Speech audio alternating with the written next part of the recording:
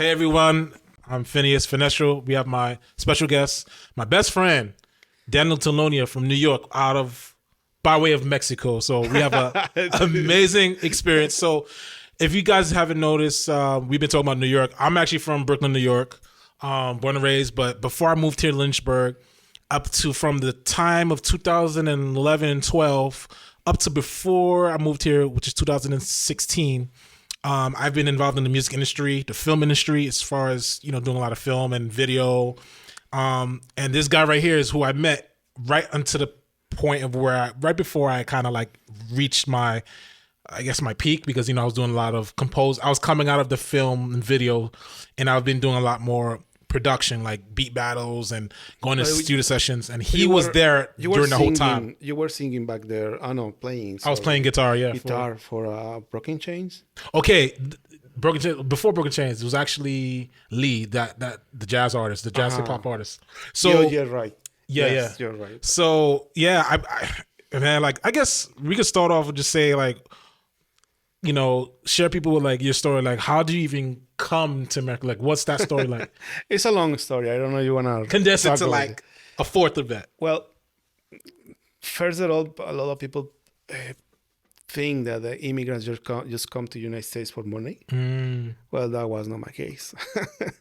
Back in my little town, I have a really nice life.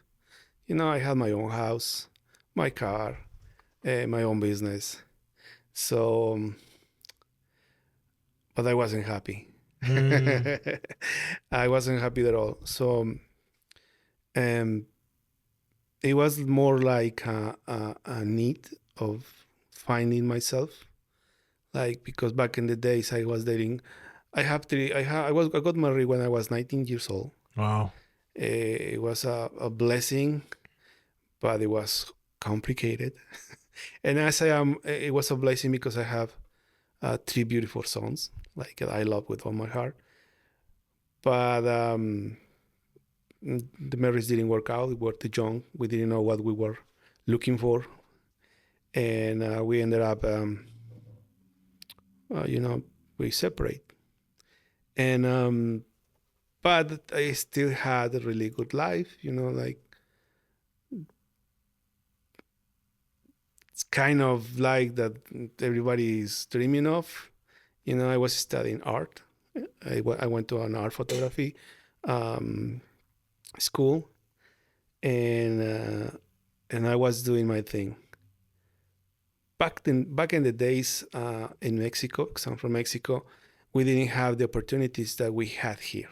Like us, like an artist, we didn't have enough platforms to even to show our art. Like, we were really limited. So I remember I was dating this psychologist back in the days, and she asked me, and it was like, I think one of the questions that somebody has asked me that has impacted my life the most. She asked me, what do you want to do with your life? And back then I was like, what are you talking about? I have my house, I have my business, I have my car, I have money. So what do you mean? What you want to do with your life? And then I got it, like, okay, I got all of these, but is this what I really want? You missed the fulfillment. Yes. What she was asking you, what was the fulfillment for you outside of that? Wasn't the straight question, but that was the meaning. That's the meaning what she said. Oh, yeah. That was she was asking for. Right. Because she knew that I have, my stuff, like what we were supposed to have. And, like, that's what we are supposed to have, everyone. And so back then I was for a journalist already, and I told her I like photography. And she was the one who took me to the school. Next week I was enrolled in art school. Right. So since then my life changed, like, like, I don't know, 180 degrees. Like, it went to the opposite direction. But I reached the point where I wasn't happy at all because in my hometown, um, we didn't have the opportunities of job or exposure. And also my family back in the days, and it still is in Mexico, nobody wants your son to be an artist. It is something that is so different than here, like It's very similar. Haitian background. My mom didn't think, oh, you can make music without being in a club or whatever, or like, selling your soul. You can still make money with your art, like my music and stuff that I've done with sound and everything like that. That's art. That's also science and art. So having a Haitian parent think that you only need to be a pastor or a lawyer or a doctor or whatever, or a nurse, they wanted to feel like you need to have a sense of stability. I think that's why they were stability. afraid. Stability. That's a hard thing to get. Right. Even if you got money. Even if you have the money. True. If you have money, because you got money. Back in the days, I don't know, my weekend was like, and I'm talking about converting it in dollars. Yeah. My weekend was like $1,000 spending. Like, right. Yeah. So, and I'm talking about 25 years ago. So like, wow. Right. Like poor. I wasn't poor. Right. Poor. Like, so what transitioned you from coming from the comfort of Mexico to coming to New York? Like, why? Like, what started that? Like, okay, you just jump on a train or a plane. I don't know. Well, I find out myself depressed, like really, really depressed, and actually I had to take therapy, and because first of all, my marriage failed. Right. Like my family wasn't agree with me doing art, and by the way, I was also an actor. I did theater, and I had my own company. So you basically did your own thing. Yeah, Yes. yeah. You did your own thing, and your family's Yes. like, why?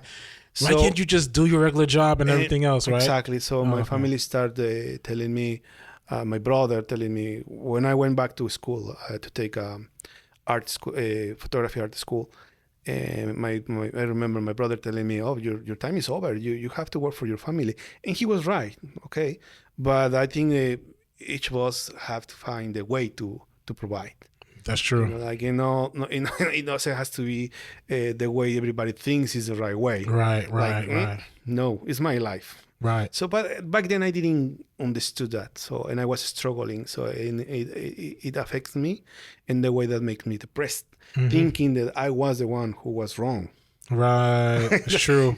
People's gonna convince you that you were wrong, but really you're doing what you desired and your higher calling, and everyone else is just no, you're wrong. You are wrong because you are not doing what everybody else is doing. Wow. And my family too. Why you got divorced? I think I was the first one getting divorced in the family. So just imagine that's why it was even more pressure. Like, you get divorced. What's wrong with you? I was the black sheep. You're the black sheep. Wow. Oh my goodness. So just imagine that my dad and my mom pointing at me out. Don't do what your brother does. Oh. Oh man. But it's okay now. We understand. And now I get it that I have to do that. It was my duty to do it actually. And why it was my duty?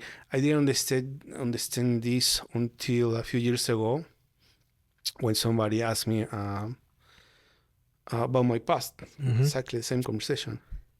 And I found this, and I have really bad memory, but I don't exactly remember the exactly words of it, but they were talking about the black sheep, and they say that actually this kind of people are the ones that broke the change with your ancestors. Wow. And they are and this kind of people are the ones who make another branch on the tree family that gives you freedom to the next generations. Wow. So the freedom of choosing their own path.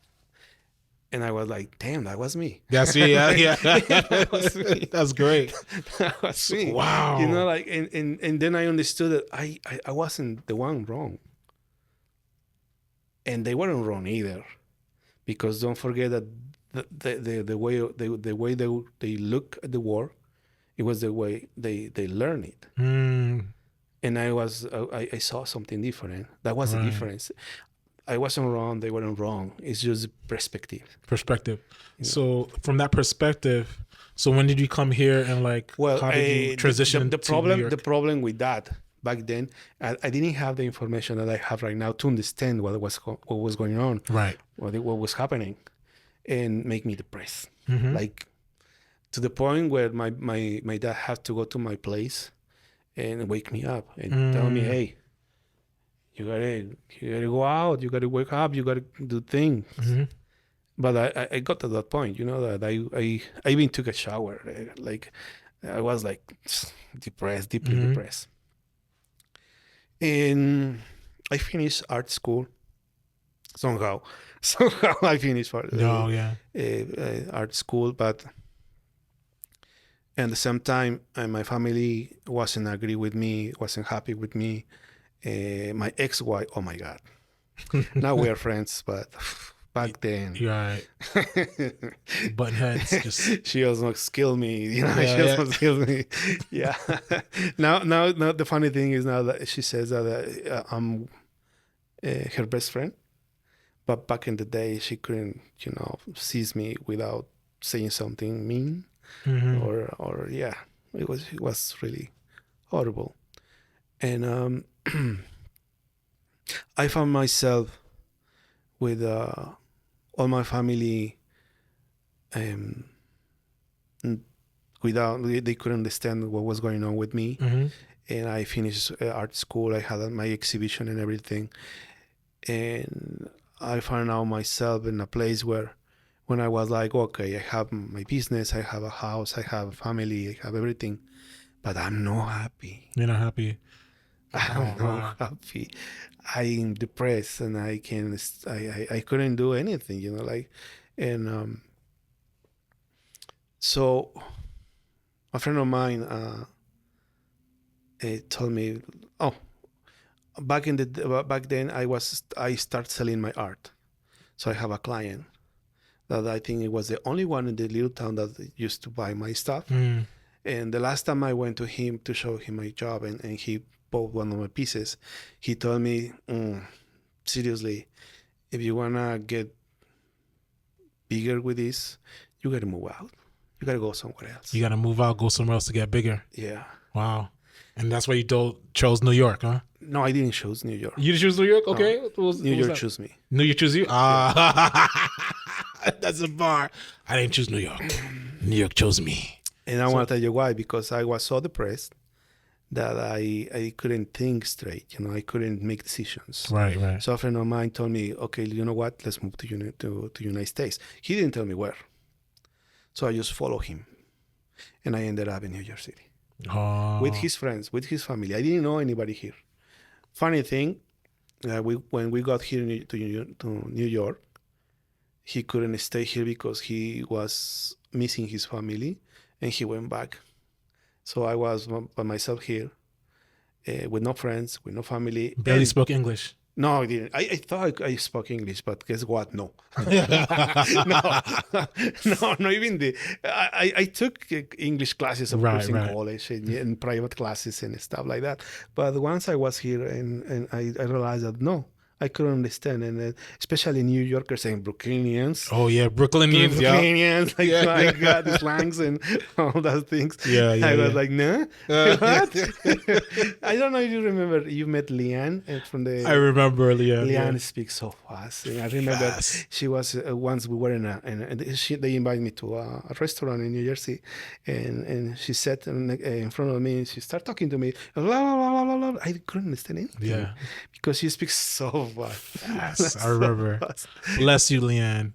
You're amazing. Just, you had to slow it down sometimes, The funny thing, when she realized that I couldn't understand her, she went like, okay. So, okay, you came to New York City, you getting settled, like how, and then now let's talk about the community, because I met you through the community of Mark Lambs. It was my first 2 years were held in New York City. Just I find myself without family, without friends, and without speaking the language. Right. So, and my only option was to start working in construction to survive. So you started construction to survive. Uh-huh. So I started working in construction, but then I realized I have to learn English. Mm-hmm. But back then I couldn't afford it to pay a school, Right. because believe me or not, I didn't take money from Mexico. So what I did, because let's be honest, everything that I had back in Mexico came from my family. It did. So my family gave me my house. My family gave me my business. Like basically, you didn't earn anything on your own? No. Wow. So all what I had came from my family. Wow. So I was an adult with family that never worked. So you didn't. So the depression came through also the realization you didn't. Oh, yeah. You didn't build your own. No, definitely. Your own thing, something that Yes. your own legacy that Definitely broke off the branch.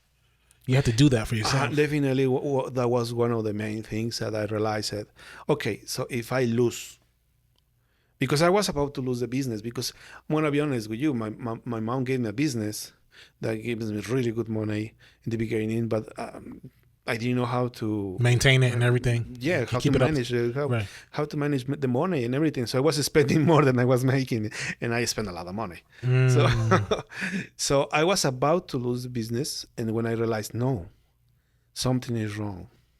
Nobody told me you're doing wrong, and that's the other thing.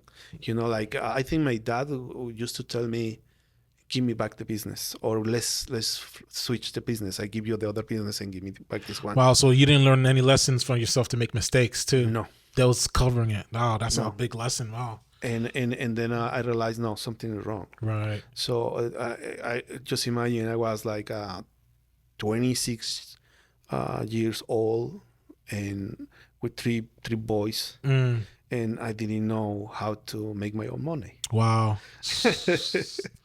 And then this was happening when I met you, and let's talk about that. Like you had to support your boys. Yeah, so I had to support my family. So in order to do that, I had to start working in whatever was available.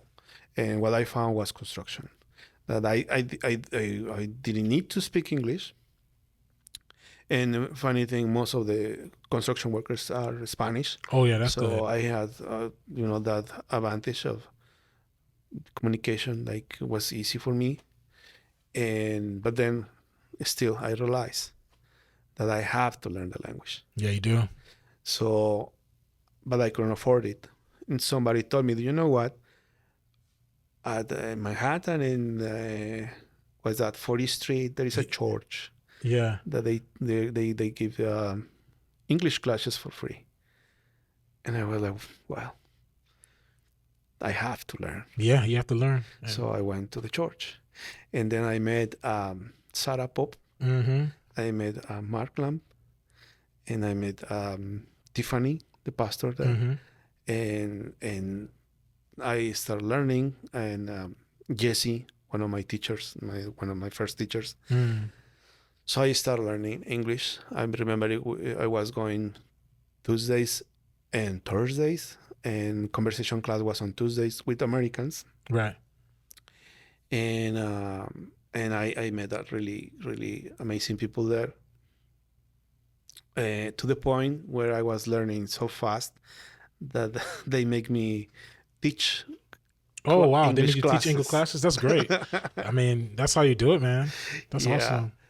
But the one thing took me to the other. So at that place, at that church, they had this salon series dance, contemporary dance salon series from Mark Lamb and Sarah Pop. Yeah. And back then I was able to buy a camera, a digital camera, and I asked Mark if to let me take pictures of them. Yeah. And from then we start. Yeah.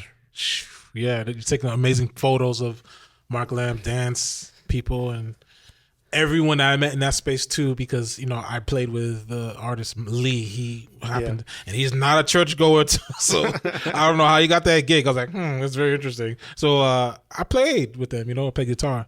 It was cool. I felt it was cool because it was not a conventional church I No, usually it's go not. to, It's but it was cool. Baptist church, if I allowed to do that, to say that, sorry. And they are really open mind. They are really Right. sorry. Open mind, and they support a lot of things, art especially. So they have this space where you can do. It's a beautiful space. Yeah, Grand piano. It was yes. like amazing acoustics. So that's how I met. From music to dance. So they support art. So and that was amazing time for me. You know, like to finally feel that I belong to somewhere. Yeah, that was a good community to be part of. Yeah. Yeah. So and then. Funny thing is that Jesse, when they realized that they couldn't teach me any more English there because my level was increasing, they told me, you know what? You gotta go find somewhere else to learn Right, English. that's good. That's great. You gotta find some words. All right, Yes. we taught you everything. Yeah, and That's awesome. and then I went to the New York Language Center in the Bronx. Where I found myself studying there, and it was hard because my schedule in construction was from 7 a.m. to 6 p.m. roughly, Right. and I have to run To the Bronx. because back then I was living in the Bronx. You was living in the Bronx, right? By the Little Italy in the Bronx. Right. Oh. So it was so far away. Yeah. And I used to run back to the Bronx, take a shower, go to school, stay there until 10 p.m. and then go back to my place, sleep a little bit, and the next day back to work. Back to work. My gosh, the grind. And New York grind, man. Yeah, but it was worth it. It was worth it, definitely, for sure. Definitely. If I wouldn't do that, I wouldn't be able to even be here. Right, today. it's true. Like to even be here. So that's one of the things I really encourage to people, especially immigrants. If you come to this country, you must learn the language. Definitely learn the language. You must. And learn even the business. If it's not perfect like mine. Yeah. That's great, though. but you must learn the language. Right. There is no other way to succeed in this country but speaking the language.